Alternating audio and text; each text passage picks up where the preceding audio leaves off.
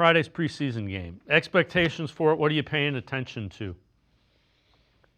Man, well, of course, I want to see what Shador Sanders has, under center and continuing to work on the things that he's working on. I think, I know Judy and Tillman won't be playing, so I'm really interested to see what that second group of the wide receiver depth, what they're able to do. A couple of guys I'm really interested in is Gage Larvadain and Luke Floria. I want to see if those guys can continue to do what they've done on the field so far up in Berea in a game. And hopefully they've had a connection with Sanders so far. So I'm certainly watching that. Other than that, I think it's important. Obviously Mason Graham and Carson Schlesinger ought to get their first action. I would assume. I know that all the starters aren't playing, but hopefully they will certainly play the rookies there and let them get a little bit experience in. And I want to see what they do.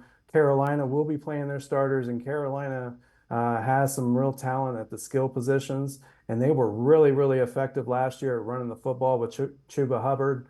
And I expect that'll be a huge test for Mason Graham and Carson Schlesinger in the run game up front for a series or two. I'm certainly looking at that. And then I think the biggest thing is what are we going to do with the cornerback position, especially an outside corner?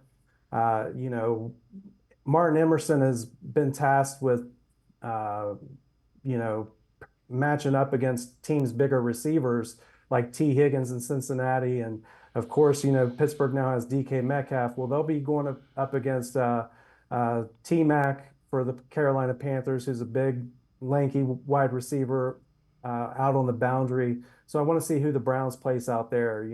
Greg and Denzel are, smaller, compact cornerbacks, and I would like to see somebody with some length in that cornerback room be able to go out there and put on a good showing.